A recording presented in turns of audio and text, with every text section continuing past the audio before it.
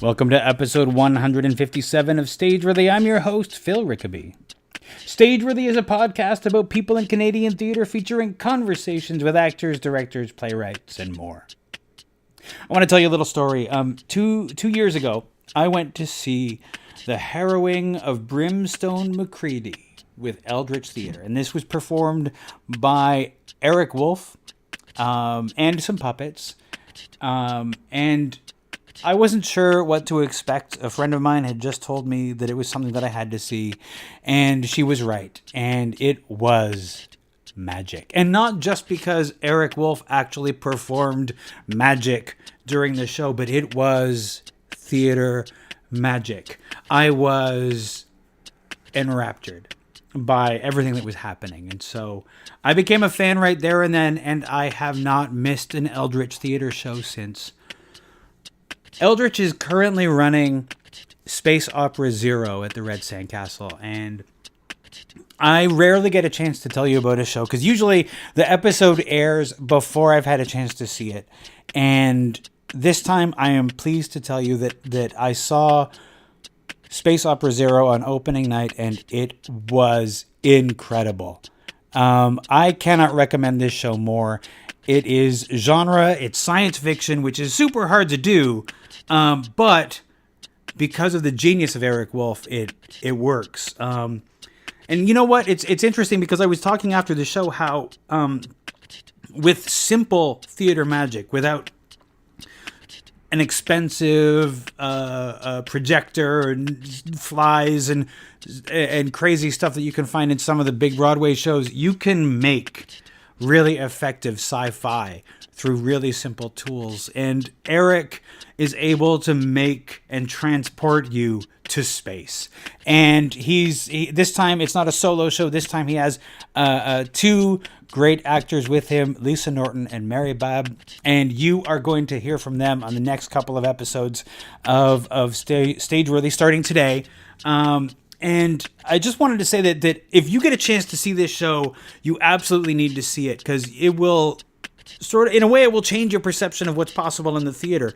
And it's a lot of fun. I haven't smiled that much at a show in a long time. And I enjoyed it so much that I was talking to the Eldritch Theatre folks, and I wanted to make it a little easier for you to go and see an Eldritch Theatre show, this Eldritch Theatre show in particular. And so if you go to eldritchtheatre.ca/tickets and you buy your tickets to Space Opera Zero and you use the discount code Stageworthy, you'll get your tickets for $20. And I cannot recommend more that you do this. Go and see the show. It's on now until December 2nd, and you must do yourself this favor. And when you do, I want to hear what you think. Tell me about it, because you can find me, remember, on Facebook, Twitter, and Instagram at StageworthyPod. You can find the website at stageworthypodcast.com. And if you want to drop me a line, you can find me on Twitter and Instagram at Phil Rickaby. And my website is philrickaby.com. And my guest today is, as I said, Lisa Norton, who stars in Space Opera Zero, which is on now until December 2nd at the Red Sandcastle in Toronto.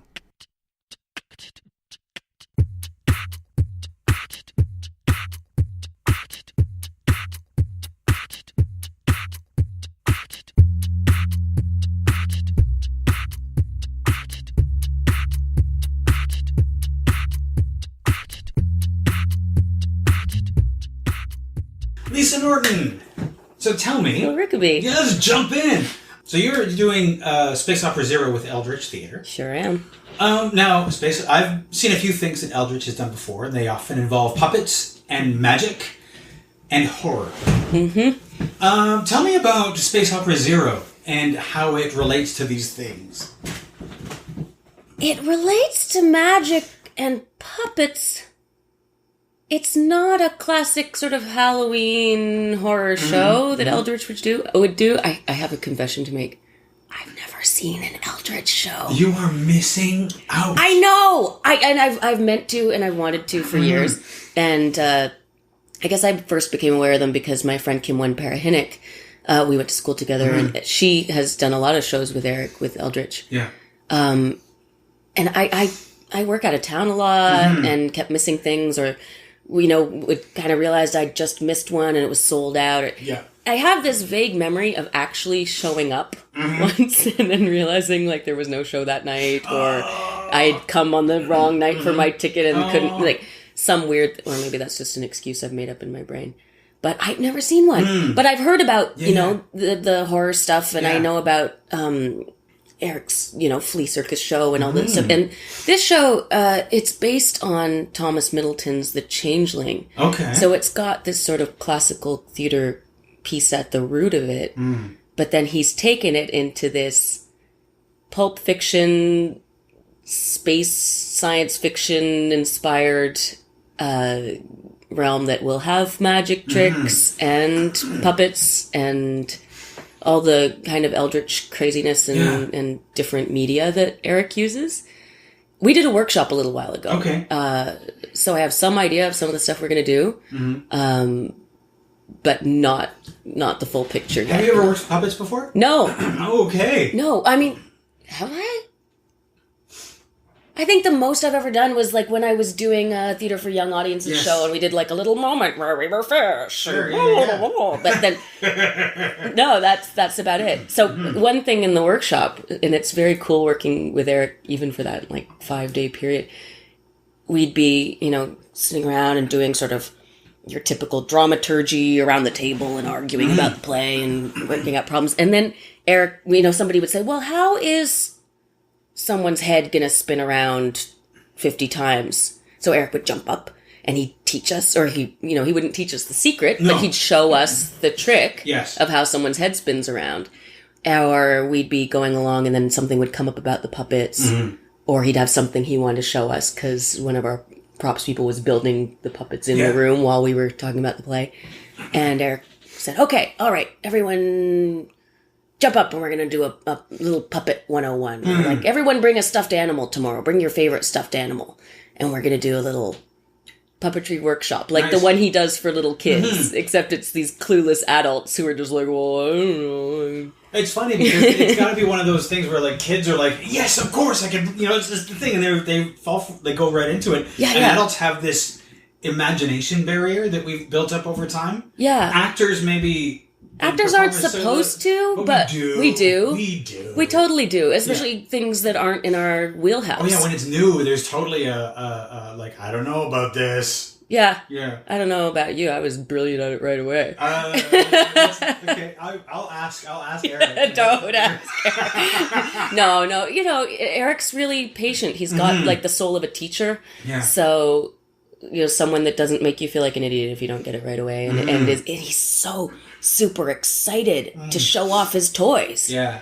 To like the stuff he's got and the stuff we're gonna make and the stuff he's written, and he's laughing at his own jokes in the script, but in a charming way, And I think that like to do a lot of the stuff that he does, you would have to have a lot of patience because of the audience work that he does, like before some shows or after shows, where like he you can tell me about that. Brimstone McCready, he had this whole extra thing. He did this show, and then downstairs, a small group of people who paid a little extra go downstairs and get like this parlor magic thing for another extra 20 minutes or whatever. Where he does card tricks and stuff, but interactions with the audience and things like that, and it's really, and he does like fake seances. He's doing some of that at Coleman Lodge right now, sold out. I couldn't get a ticket. I couldn't get a ticket either. But it's like this amazing stuff that he does. You have to have I think a soul of a teacher and a lot of patience to interact with audiences quite so intimately. Yeah, that way. It's funny because Eric has, I think he has this idea of himself as this horrible curmudgeon. Oh, he does. I've spoken to him. I've heard your interview. He's like, he's like, I'm just a terrible curmudgeon. You're like, you're just wonderful. Why? He's like a softie with this curmudgeonly shell around him, right? So there is really that teacherly, patient soul, and then this edgy sense of humor. Yeah, and I like that combo. So he and I hit it off right away. Nice. Have you ever done magic before, or have you been around magic? Not a bit. How did it? When this was proposed to you as a concept, were you like, yes, I can do that, or was there I don't know about any of this? I think there was some, I don't know if I can do this, but in the good way. I don't know if I can do this now. I assume that by the time we get there, I will be able to do it. No, I was nothing but excited right away. I wasn't hesitant at all. And, like, Eric is just someone I've known peripherally for a while, and we've found each other, you know, funny on social media and stuff. And Dylan, who's directing, is a good old pal of mine. And when they, you know, I just got some... Oh, Eric had asked me to workshop something a while ago, and I couldn't do it then, so I was already really excited to work with him at some point. So basically just thought, you know, the second Eric calls me for anything, I'd like to do it. And then when they said, well, it's a lesbian space opera, and you'll be playing a 1930s space pilot who falls in love with an alien, and there will be, you know... How can you not say yes to this? Robots and what? Yeah, exactly. And then you get in the workshop and you go, oh, I'm supposed to sing? Like, you know, there's all this other crazy, wacky stuff. It's like, oh, I could do anything, but you make me sing a song. Yeah. But then there's this part of me that kind of secretly wants everyone to know that I can sing too. There's like, if you haven't done it in a while, there's a certain, I don't know what it is about singing, where there's a vulnerability. Like, I can recite anything, but ask me to sing in front of people, there's a moment where I just might cry first. Yeah. You know? Yeah. And it's a funny thing about that. The thing you can get up at a karaoke bar, be like, we're drinking, karaoke, fun, and then you screw up your karaoke song in front of some strangers and some drunk people. Who cares? But you're so humiliated. Oh, yeah. Like, I have turned, like, red-faced and wanted to cry because I screwed up a karaoke song. And they're not even going to remember. They're barely paying attention. But, I mean, I think the thing about singing, too, like, not only is it vulnerable, and at least for people, like, I assume you and me who aren't practiced singers, you know, haven't overcome that thing. Like, I have sung in some shows, but it's not my usual comfortable place. But there's something about singing that's like math, right? Like, there's a right answer. Yeah. You can't just like, oh, well. I mean, I guess if you're scatting and you're improvising some jazz stuff, like, you sing the wrong note and you make it into the right note. Sure. But, you know, usually when you sing the wrong note, it's the wrong note. It's not just, interesting choice, that note. It might be if you were trying something weird acting. Yeah. It's like, there's a totally objective answer to, like, what that note is supposed to be. Now, are you going to be doing any of the magic? Or is that magic, do you know if magic is happening around you? Are you doing it? Are you, like, what is going to be your interaction with the magic? I don't think I do any magic. And it's not, I mean, the magic in this show is all integrated into the story. And like, where there's a trick that is part of the, you know, there's no like, now we're going to do a and that's one of the great things about what he does. Yeah. Where it doesn't really, like, the story doesn't stop for the magic. The magic is part of the show. And it's kind of great, because when I saw Brimstone McCready, I was sitting, it was like, there were two seats that were like on either side of his playing space.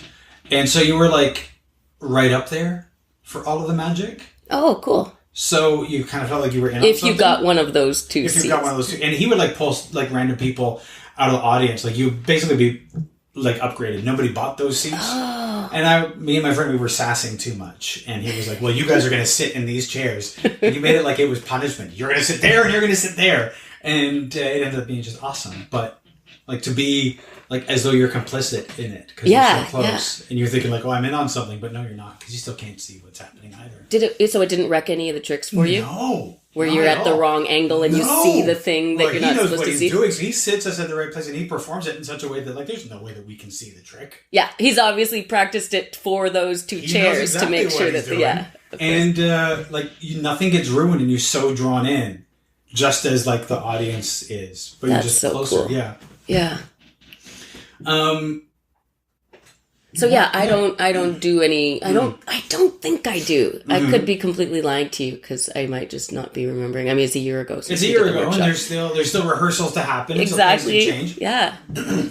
But you're all manipulating puppets. And yeah. I guess each of us plays multiple characters and also different sized versions of our main character. So I'm playing Emily Trueheart as one of the leading ladies in the show, the sort of Amelia Earhart inspired pilot. And so I'll be playing her, normal size me in a costume. And then there will be, I think, like a medium sort of tabletop puppet that I'll manipulate. And then there's like a tiny little one, because there are times when we sort of appear in a little window or, need to just be very small to make the size of the stage look like outer space or whatever. So, have you seen Puppet You yet? Oh, they were carving out Puppet Me's head while we were in the workshop, so I was seeing it take place. Is that kind of like you're going to be wearing like a costume that's like the same as the puppet, and you're going to be like manipulating yourself in the same costume? It's kind of awesome. Yeah, it'll be like having my own action figure. Yes. So, one of the things I like to do is talk to people about their theater origin stories, like why you chose this life, and of like all what is of all things. What was your first introduction to theater? Jeez. Or do you remember when you first decided this was the thing that you wanted to do? Well, starting to fool around with it and want to do it, and then making the decision to go for it professionally were two completely different things, as I'm sure is the same with most people's story. Yeah. I think like the first thing that I can think of, when I was in like grade 2 or 3, we had one of those creative writing programs where programs. I was in the creative writing program in grade 2, really accomplished child. No, we had this teacher. I think it might have been like some little box that she bought where, everyone would read a book of their choice, and then you would pull a little card out of the box, and the card might say, write a diary entry from your favorite character's point of view, or paint a picture about the book that you're reading, And I pulled one, and it said, create a play, a short play, use one of your classmates and create a scene from the thing you're reading. I don't know why. I guess I'd been reading Snow White. And anyway, my best friend Kimberly Moonlight and I got up and we did a scene from Snow White, and I played Snow White. We did the scene where she was the witch and lured me in and got me to eat the apple. And I had this enormously long, complicated death scene where I kept going down and one more gasp to life. Yes. And, so that was probably like the first bite of the bug, because from then on, she and I decided all we were going to do with our spare time was make plays and recruit friends. And like, they were all just Disney ripoffs, right? Like we remounted Snow White and I got to play Dopey, because I realized, it's way more fun to do a comic turn.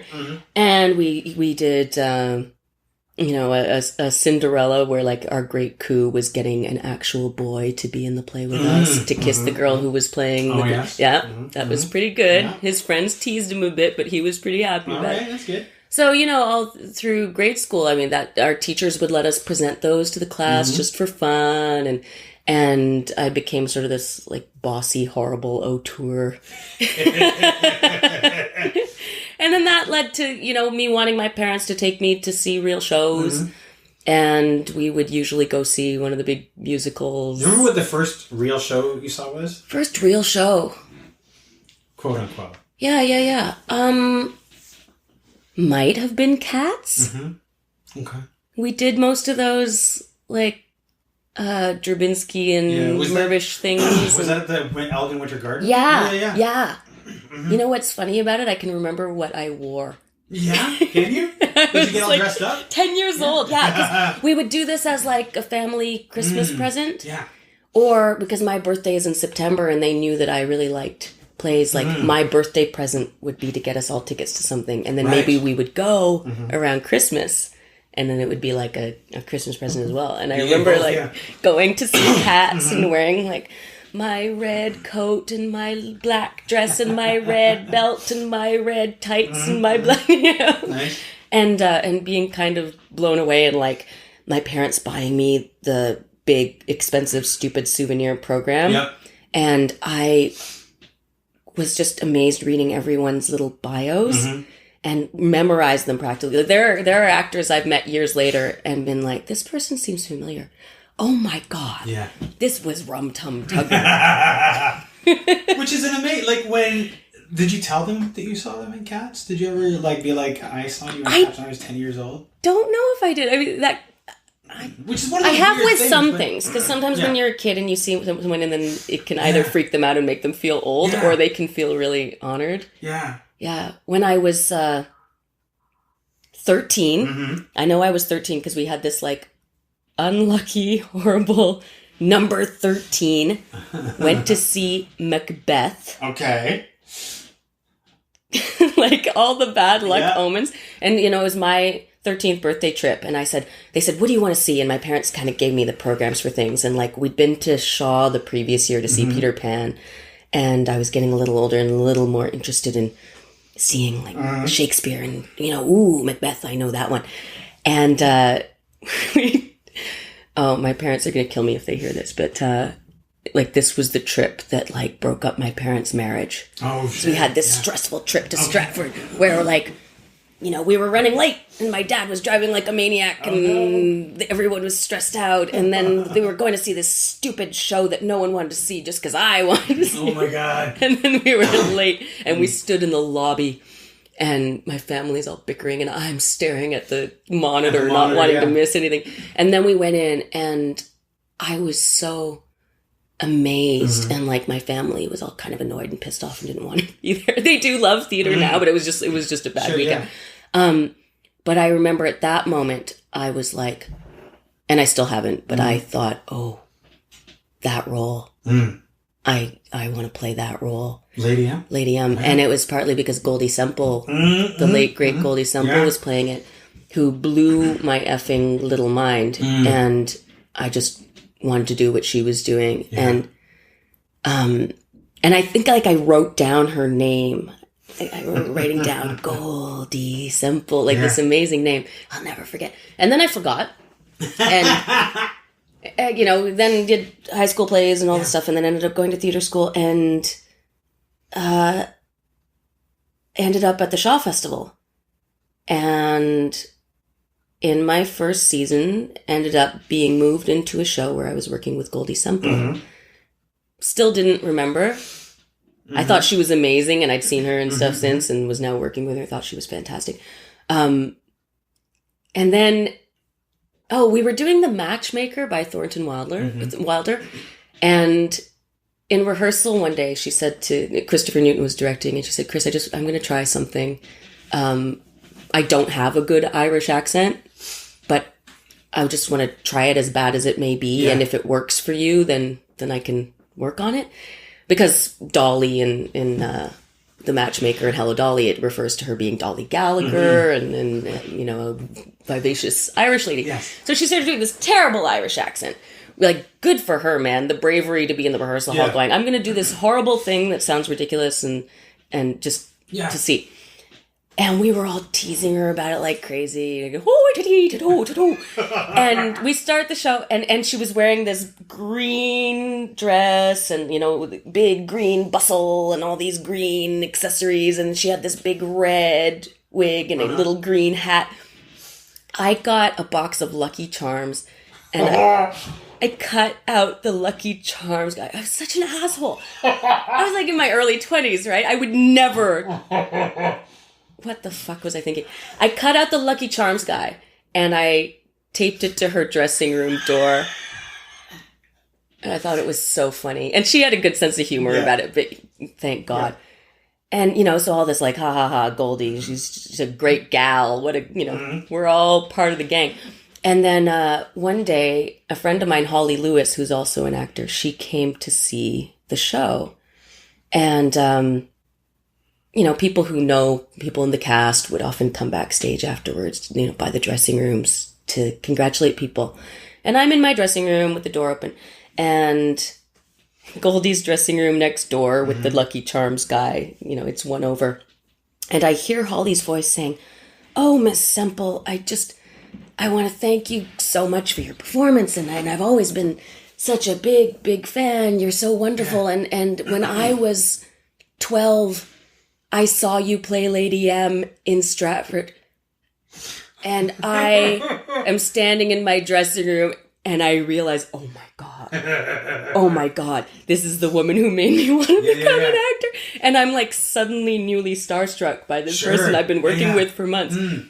And, you know, and it hits me, what an ass, what an idiot I am, and how dare I. You know, I think it took me until later to realize, like, what a shitty move that really was. But in that moment, I at least realized, like, oh my God, look at who I'm, you know, being, and I have that with friends now, like people who are immensely talented, who of course you just start to think of them as Kelly or Jim or whoever, you know, because they're just your friends. And then you go and see them in a show again. And you're like, oh. Yeah. You're like in awe of your buddy. And you go, you're suddenly kind of shy talking to them after the show. I had that this summer. I saw Gillian English perform her show She-Wolf, where she embodies the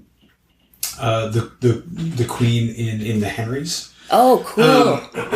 And I had not seen her perform before, and I was like, after the show, I was like, "Yeah, you were really good." And then it was like I ran away because it was like suddenly I'm like, "Yeah, we've been hanging out, but you're really good." So that's right now. Just found out that my buddy is Beyonce. Yeah. It's basically, that's what it is. Yeah. Right? Yeah. Pretty cool. Did you recover from your new shyness around Goldie? I did. I mean, the first thing I did was go right out into the hallway and say, oh my God, mea culpa, mea culpa. You know? Yeah. And I told her, you know, and it probably just sounded like I was just repeating what Holly said. Yeah. But yeah.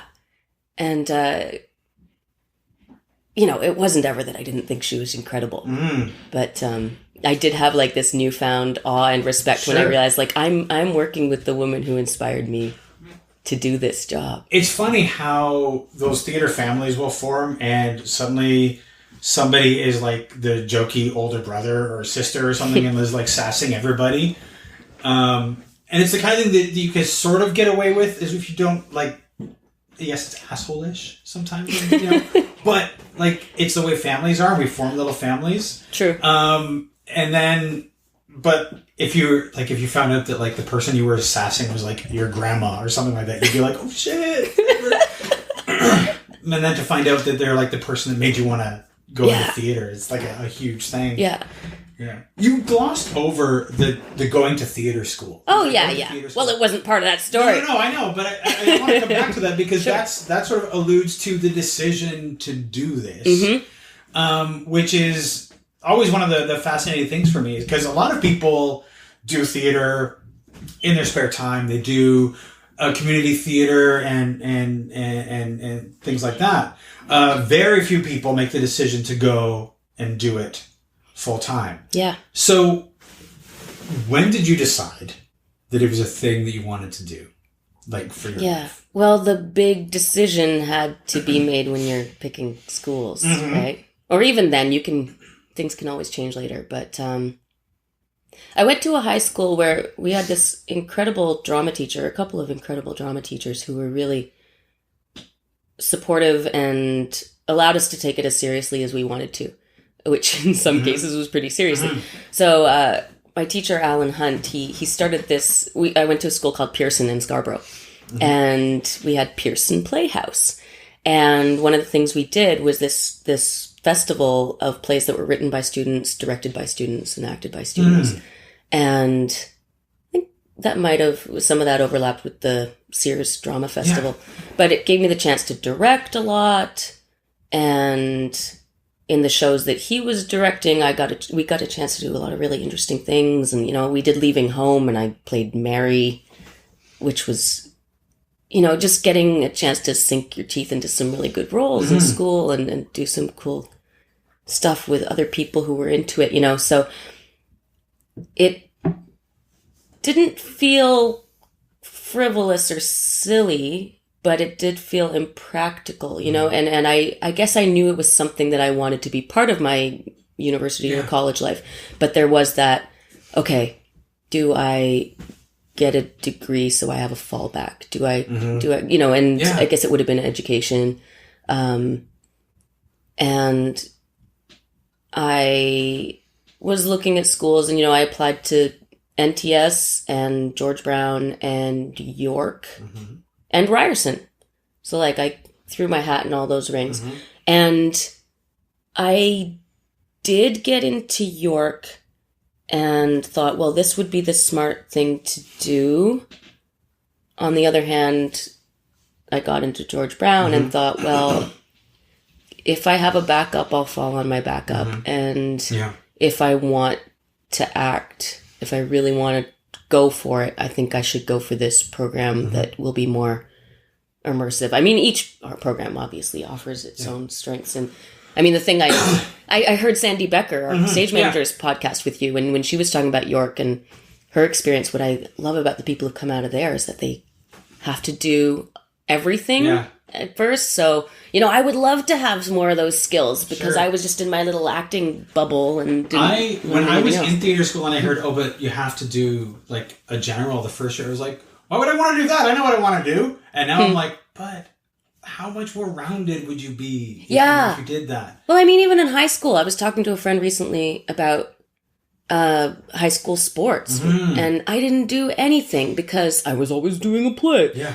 And, you know, the teacher would say, hey, you might be good at basketball. Why don't you try out for the team or come out for the swim team? And I'd go, oh, we're starting rehearsals. Yeah. Well, I have the rest of my life to do plays and I kind of wish I'd done other stuff. Yeah. But at the time, you're like, this is what I want to do, right? True. And you want to do it every second that you can, you know? Of course. And then, I mean, but I always think that George Brown should do now. I mean, we used to joke because... You went to George Brown? I did. Okay. You know how, like, George Brown offers everything you can imagine. And we used to call it the George Brown School of Theatre and Motorcycle Maintenance. Yes. Yeah. Because you can't take everything at George Brown College. Yeah. Not if you're actually in the theatre program. No, if you're in the theatre program, you can only take theatre. You could just go to George Brown for the rest of your life and study everything in the world. You could come out and be a great cook and a graphic artist. And a jewelry maker and... everything. A social worker. Exactly. Yeah. So, like, we used to joke about it then. And be like, oh, George Brown School of Acting and Pipe Fitting. Ha, ha, ha. And now I'm like, holy shit. That would be brilliant. Like, instead of having an academic stream or, like, you have to take electives in these other courses that are related to acting or academics, it should be like, hey, guys, you're going to be actors. Wouldn't it be useful to also be a part-time electrician? Like, all the stuff that theater people end up doing, like working as contractors and stuff, like, oh yeah, I know a little plumbing because I took that other course at George Brown. I mean, of course, when I went to theater school, it was like, you told me that I was not going to be, like, successful out of the gate when I was starting out. They were like, okay, so you're going to have to choose a course from the rest of the George Brown College and take that so you have an extra skill. It'd be like, fuck you. I don't, but if you, that's true in a way, but I think, like, our idea... If you look at it in a way that, like, success doesn't mean you will act 100% of the time and not do anything else. Like, there are people I know who I consider very successful who still do other stuff between gigs, you know? So you go, hey, guys, this is just so, like, when you're between gigs, you won't be broke. It doesn't mean you're quitting acting. No, and I think it is certainly one of those things that when you're in theater school, you really do need stressed. Like, you know, there's... You need some kind of, not a fallback, but an additional. Yeah. Although, like you say, would you listen? Right? Well, when you're like 19, no. But if you were to go back to, who was your head of acting? Peter Wilde. Peter Wilde. Okay. So he was my head of acting as well. So, I could go on about how intimidated I was by him as a student. But he would always say things like, I wish you were older. Come back to me when you're 30, he would say. And I'd be like, what the fuck is that? To you in particular? Oh, like all of us. Like we were all like 19. Yeah. I wish you weren't idiots. You know, all those Peter Wildeisms, you know. And you're just like in that lamenting way that he has, I wish you were older. All of you, come back when you're 30, all these things that he would say. Sure. But I know what he was saying. Now you do. Now I do. But at the time I was like, fuck you, old man, you know? Yeah. You know? But it I'm was old like, enough. I know pain. I know the depths of all these characters. I went through puberty. I get, you know, all the things that we tell ourselves. And, yeah. I often think, like, how useful it would be if, you know, an actor spent... actor, writer, whatever, creative person who's, like, making stuff about the world spends 6 months to a year not doing theater, but, like, working a real job. So that we're not always, like, writing about theater and, like, creating art about theater and things like that. Yeah, totally. Because people who aren't in theater don't really care about that world. They just like, they want to see what's on the stage, but they don't want the whole. True. Which building were you at Stage Run? Were you at River Street? The old one, yeah. River Street. 530. Yeah, King. whatever. It's a condo now. Yeah, it's a condo now. It's a and condo. what's weird is when I stand across the street or go by on the streetcar, I can't quite place exactly where it was because it's all just this like big mass of glass and metal now. And you go, the building is gone, and I'm like, but where was the alley? If I'm on Queen Street, I could be like, I went down this alley, this little thing, and the school was, I don't know. The alley's not there anymore or something. There's like all this stuff is not there. It's just like really weird when things change. Weird. It's disorienting. Did you what was it about George Brown that drew you in? Was it just what I forgot to say. Yes, please. We were at 530 King for our shows, but my class, I just have to say this while you're here, and I can brag about this. My class was the only one with the distinction to be on a different campus every year because George Brown kept kicking us out. You probably went to Casaloma. Nope. Kensington. So we had a year in Kensington that I guess used to be the home to like the nursing program and stuff. And then that left and went to Casaloma. And they still had this building, but they were trying to sell it. So it was this strange, like 5 or 6 story building. And the theater students got the first floor. And the dance students were up on the 5th floor. Nothing in between. Creepy. It was this ghost town building. Creepy. And we had this this huge cafeteria with like deep fryers and big industrial sized fridges and stuff, and we'd keep our lunch in the fridge there. We weren't allowed to use the deep fryer. Of course not. But like we had like all these, like we just shove furniture from everywhere in the building in there, so we had like everyone had their own couch and stuff, and it was just this really weird freezing cold place because we had no heat in the winter. And I had my own room in that school because I found a door.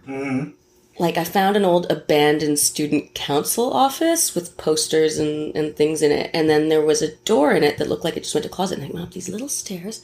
And then this, like, little sort of half room, like a loft, with a bunch of rolled up carpets in it. Okay. So I unrolled the carpets. Of course. And I went into Chinatown and got myself, like, fairy lights because there was a plug and little lanterns. And I brought my sleeping bag and an alarm clock. And it became, like, my nap room. And then eventually sort of everyone's nap room, except they had to ask me for permission because like everyone knew that's Lisa's room. Okay, ask her if you can. There were probably people fooling around in there when like everyone's having sex at Lisa's nap room. But eventually, like, I went in there and it was locked one day, and it turned out that security had found my stuff and they thought that there was someone living in there. Yeah, they thought someone had found their way into the building and was living in this little room. And so I went, it's me. I shouldn't have. Like, I wasn't staying over. And I never got my sleeping bag. No. Yeah, George Brown took my sleeping bag. And then the third year we were at Casaloma. Yeah. But we had no heat in either. Casaloma or... Yeah. Okay. It was a weird basement situation. Yeah. Casaloma, Kensington, we had no heat because they didn't want to pay for heat while they were selling the place. And like we'd be in classes wearing parkas, and like now and then like a door would fly open and they'd be showing a bunch of Japanese businessmen through the building like, while we're like rolling down the spine. Yes. Yeah. And one day I remember we were wearing parkas and our voice teacher, Susan Stackhouse, did she teach you? She got so frustrated because she's trying to talk to us about our alignment. She's going up to use someone as an example who's wearing like this, puffy parka thing, and she's like, you see how your spine... Who am I kidding? I can't see anything. She stormed out of there. That sounds like almost like for the teachers at night, like for everybody. Oh yeah, a nightmare. yeah. And then the third year, we were in that weird basement corner of Casaloma, and it had this garage door in it that in the main rehearsal hall that opened up because outside of it was all of this abandoned construction stuff, because that used to be where they taught students to build skyscrapers, basically. So it had all these like giant girders and big hunks of concrete and stuff out there. So we would, like, at the beginning of the school year when it was warm, swing the garage door open and go out there and run lines and climb on dangerous things where, like, now they would never, ever. Like, No. But, and there were no walls between any of the class. Like, the walls didn't go all the way up to the ceiling. So you could hear each other's singing and chanting and everything. And so, yeah, when it got cold, all of the cold air coming in from that garage door thing, like we were again in Parkins and we're freezing. And Heiner Piller, who was the artistic director, came in one day with like a bunch of cardboard and duct tape and foam and stuff, and he's in there going, "Oh, this is and he taped the whole thing up like by himself while we're doing a clown class or something. Yeah. Oh man. I mean, the warehouse on King Street was its own like drafty thing. Yeah, with the raccoons and the silverfish and the mice and it was everything, but it was disgusting. But but charming, so charming. It had a lot of soul, that building. Like you felt like it did have ghosts. And... I felt like it because of all of the years that building had been used as a theater school. That you really did feel like the ghosts of theater past. Yeah. In a way that in an abandoned building where it's sort of like a ghost town where you can like find a hidden room that nobody knows about and make it yours, which sounds like an English children's adventure novel, by the way. It sounds like something that's the start, under the stairs. That's the start of like the Famous Five or something, and you found like a room and ended up in Narnia or something, you know? Yeah. Or like one of those things when we were kids, like all the, movies where someone would get locked in a mall and get to live in the mall. Or... Yes. Yeah. It's that kind of thing. But I forget where I was going, but like you really felt about like the history of that building. Yeah. The people who'd been through. And if you believe in like, if it weren't ghosts, but if you believe in energy being left behind, which I don't know if I do, but what more intense energy than a bunch of angsty, artistic 20-year-olds who are pouring out their hearts and souls and emotional. All I'm thinking is like how many years of period study alone would leave that kind of like energy, like a month of intense like focus on this single period and rehearsing, and then an 8 to 12 hour performance that leaves everybody like, what am I doing? Was yours 8 to 12 hours? I think ours was about 6 hours. Yeah, ours was 6.5, and they said it was the shortest in a long time. I think ours was 8. Yeah. I know that they've gone up to 12. I know. Or like close to it. It's unbelievable. Like, talk about something that the teachers have to go through. Imagine being one of those teachers and having to sit through that whole thing. Oh, I know. Yeah. Because, like, parents or friends and whatever would come and go, and... Yeah. Good Lord. I know. But... And then they know how many vocal masks that people sit through and things like that, But and it's all the same sort of thing. But like a 8 to 12 hours of like sun period, and I mean it's exhausting for the people on the stage. Yeah. But and I remember they were like, "All right, so now we're gonna have a party." I'm like, "Why? Let me go home." So let's get drunk. I'm like, I'm too tired. After the marathon. Yeah. No. What was it about George Brown that made you choose it? Was it just because it was the conservatory aspect? Yeah. I mean. I would have been happy with that or NTS. And I didn't get into NTS, or I might have gone there. But ultimately, I was glad that I stayed in George Brown because it was in Toronto. Because, I mean, obviously, NTS grads do fine. But there is that cool thing about going to George Brown, and when you come out, you already know some people. You've already seen a lot of shows that you're going to be auditioning for people who you've seen on stage, or the teachers who've been teaching you in class, or sometimes people who might be connections. Or that was really one of the there were two things that made me choose it, and one was the fact that my teachers were people who were in the industry, and not somebody who like has been like a professor for the last 10 years or whatever. Not some tenured person. And also it was somebody's like, it's the only school that has a business of acting course. That actually factored into your thinking when you were going into theater school? It really did. Were you like 18 or... I was like 19, but somebody says like it's the only school that will teach you what to do when you get out. Huh. And, having spoken to people, I don't know if other schools are doing it. Certainly a lot of universities, when you finish, they're like, "Oh, we've taught you how to act. Good luck. Bye-bye." Like, well, what about headshots? You'll figure it out Wow. You know, there's a lot of schools don't. I think a lot of the conservatory schools are thinking about that, but like I still hear from people who went to university quite recently who were like, "Yeah, I graduated. I had no idea what I was doing." Oh, that sucks. Yeah. Yeah, I mean, I took that for granted in a way, but yeah, that is great. Yeah. And no, that was definitely something. It was those two things that factored into it. Yeah. I mean, the former about having teachers that are in the business was a big one. But again, you know, when I was 18 and going into school, I don't know how much of that I really understood or appreciated. I knew vaguely that it was a more practical program and that you'd be focused on, you know, acting and to a lesser extent singing and dancing, but doing theater all the time and doing shows. So that was the main thing. And I think I found out the nuts and bolts of it once I was there. I mean, I certainly was like, when I got into Ryerson and George Brown, I was looking at the requirements. I was like, wait, I'm going to have to like take academic shit too. And I was like, I think I was like so focused on being an actor that I just was, the idea of having to take an English class or like a psychology class. I was like, I just want to act. Like everything else seemed like a waste of time. Yeah, it did. Yeah. It did. Yeah. You know, I don't know how smart that was, but you know, in Well, the end, I think, you know, the intense nature of the program certainly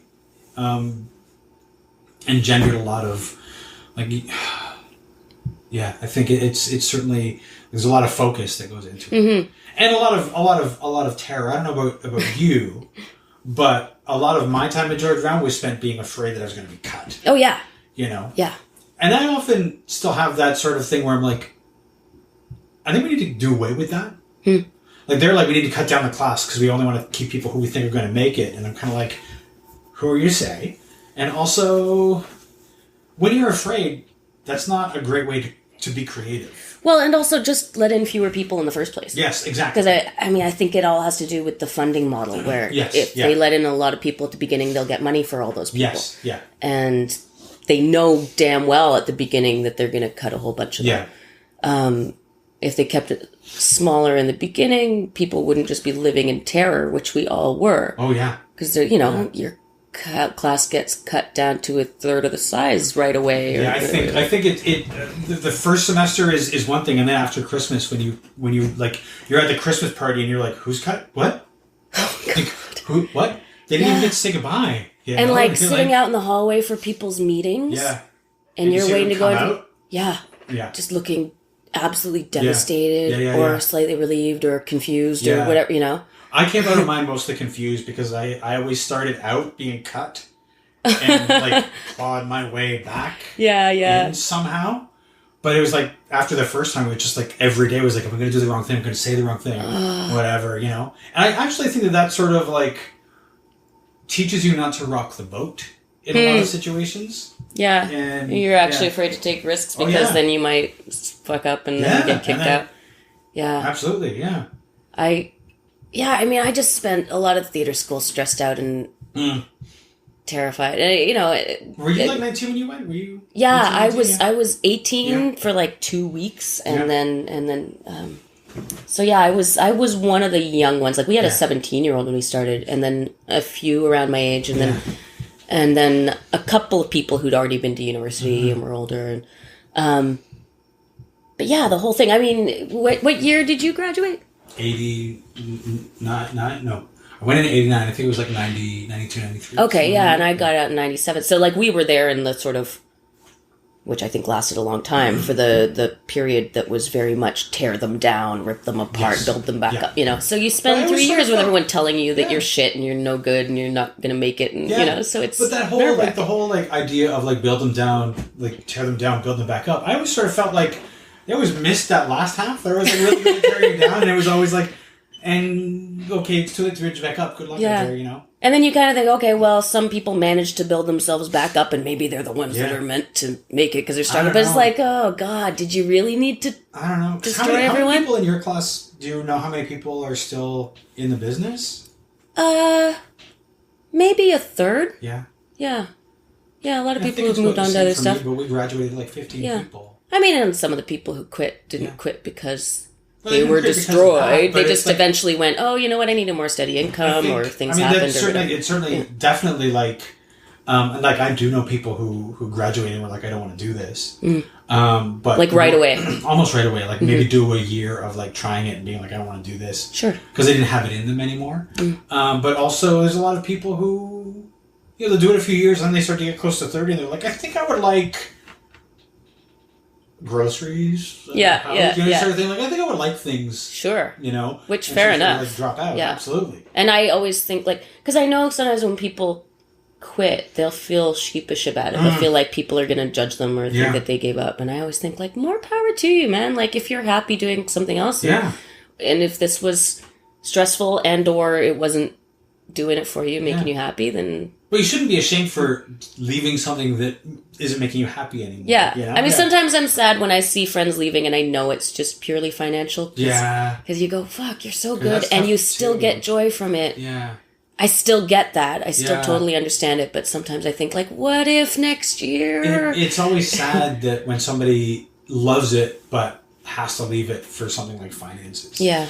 Because you think to yourself, like, if only we had some way of, like, some better way of financing this stuff. If only there was something that could be done that, like, could help this person keep at it. And like I was talking to someone the other day who doesn't work in theater, but like it was at my cousin's wedding, just chatting with another Scarborough person, and he found out I was an actor, and we were kind of chatting about how disappointingly white my job sector is, and that like I grew up in Scarborough, where I was so happy to have grown up with such diversity and like, having buddies who were all different races and religions and stuff. And then like going into acting, which you think, oh, I'm in this creative field.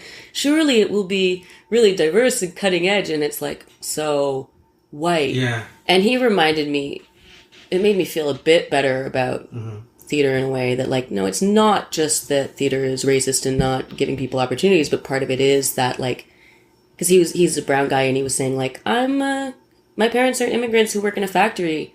Like a creative field was not an option for me. Yeah. I needed to succeed financially. Like I could not take that risk. So there is some of that like, oh, I'm a white middle class kid who could go into the arts and try things out. Yeah. And how the hell did I get on this? Oh, we were just talking about like people needing groceries and stuff. But like you do think like, oh, the fact that this... that we don't have a basic working income or, that we don't, is in Ireland where artists don't pay taxes, things like that can help people become artists who aren't necessarily just the upper middle class or middle class people. Oh, absolutely. It's like this whole argument in Britain right now that like they're running out of actors without posh accents because like now the only people who can afford to go into the arts are like, the public school upper class kids. Well, I mean, there's a lot. I mean, we have this thing here where the arts are elite. The arts are not for everybody, right? It's like we have this whole idea, and we've had some like governments that think, oh, theater, dance, opera, the arts, that's all just for the rich people. And you still find people who are like, oh, I can't afford to go to theater, and I'm like, I can name 3 theaters right now that you can afford to go to right now. Yeah. But people don't know that. No, of course not. When I was in theater school and I saw the words PWYC on a poster, and like once I'd seen it 10 times, I had to ask someone, and it's like, oh, you mean I could have been seeing shows for $5 all along? I just had this conversation with Sue Edworthy, and she was like, you have all these acronyms that nobody understands, like PWYC. You know what it means, but we use it on all of our posters and all of our advertisements. Yeah. But somebody on the street over there, what does PWYC mean? And they'd be like, I don't know. Yeah. And they don't know that they could afford to go see the show. They might notice if there's a big thing that says like 25 under 25 for the opera or something, but I don't know, maybe we need to do a better job at that. You know? It's really too bad. Yeah. We're in the weeds now, but I love that. I love these kinds of conversations.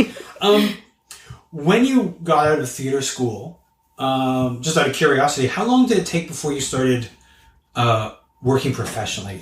Did you have to wait tables for a while? I did.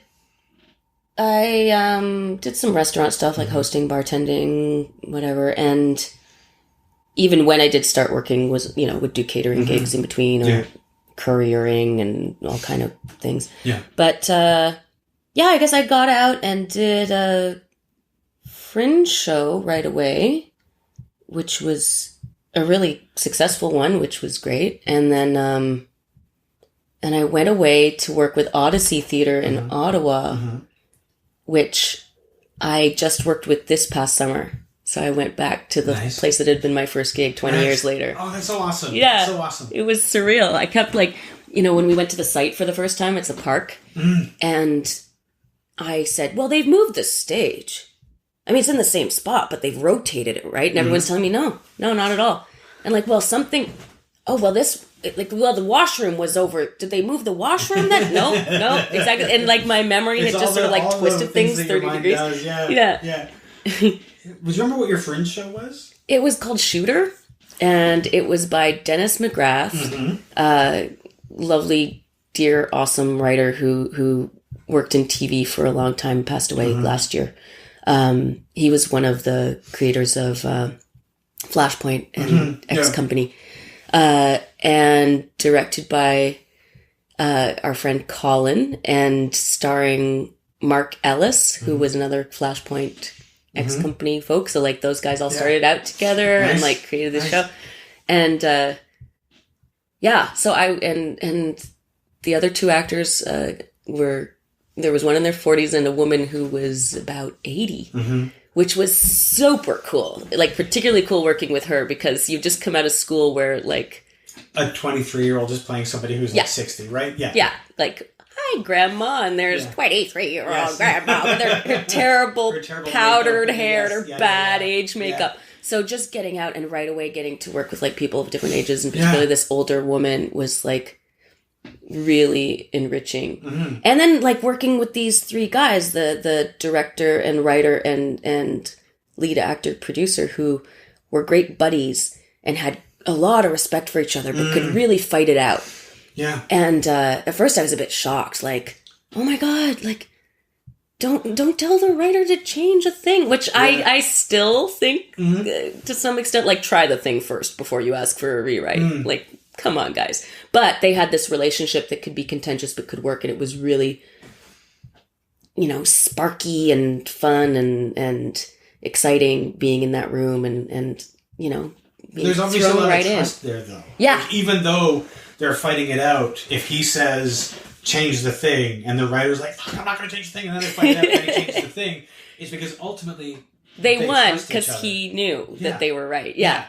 I mean, now I can see how it works. It's just, when you get out and when you're young and you've been trained the levels of gods. Yes. And you can't change the text. You can't playwright is God, and then the director is the God's right-hand man. I don't know, because for me, it was always if there's only one God in the rehearsal hall, and that is the stage manager. I had a number of stage managers who were listen, let's remember, I am God. When I tell you to do something, you will do it. And and everybody was just ultimately yes, cool. Okay. I'll say this about George Brown, going back to that. That was another thing if anyone had asked me going in whether I valued their approach to stage managers, I would have had no idea what it was. Yeah. But coming out, that was, to me, one of the best parts of that education was that we always worked with professional stage managers. Yes, 100%. And in another program where maybe there are stage managers in training too, and they stage manage your show and you're all learning together. Yeah. Well, that's nice. But first of all, we knew our shows would be run really damn well by a good stage manager. But also we were being taught etiquette. Yes.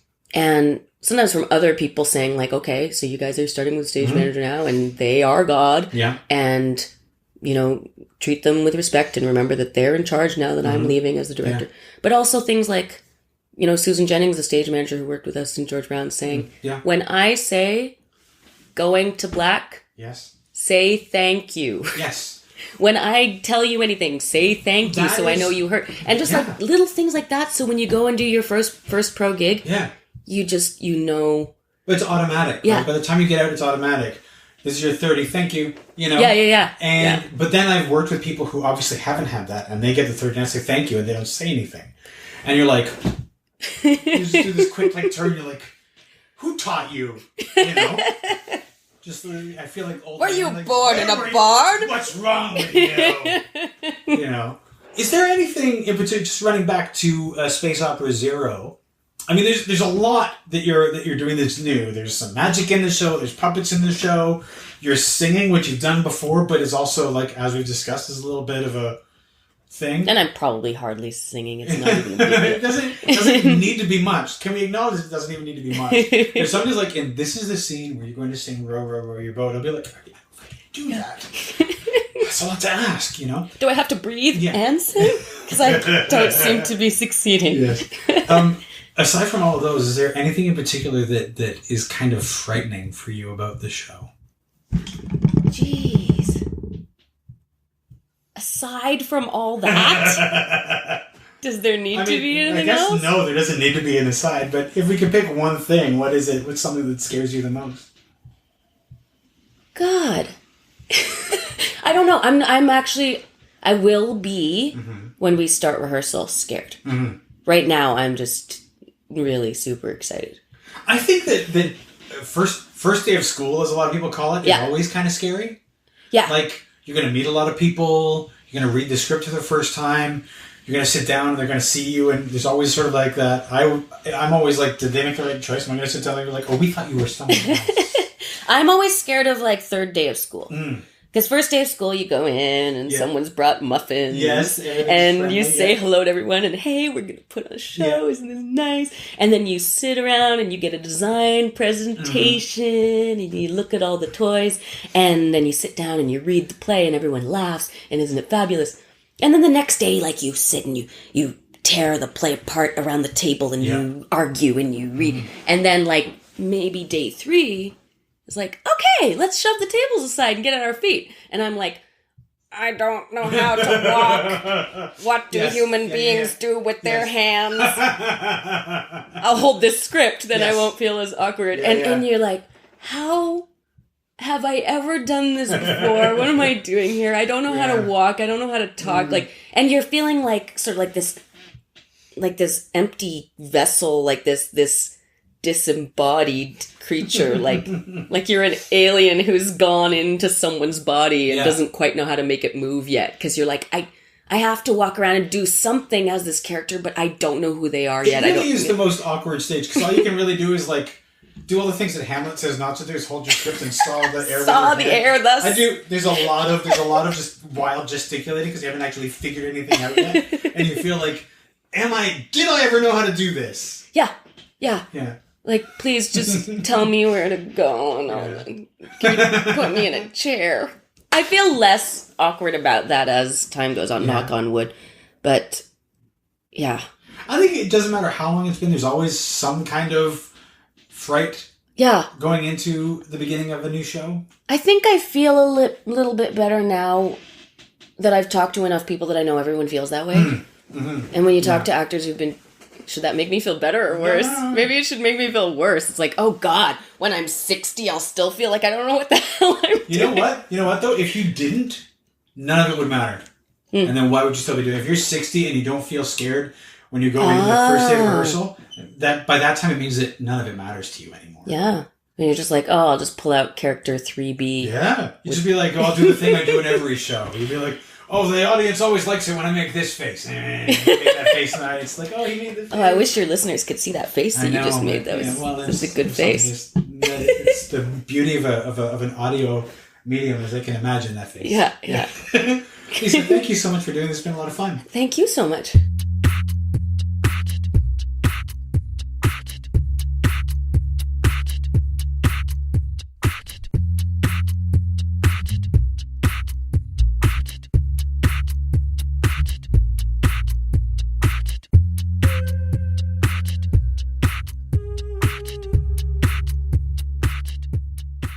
This has been a Homebody Productions production.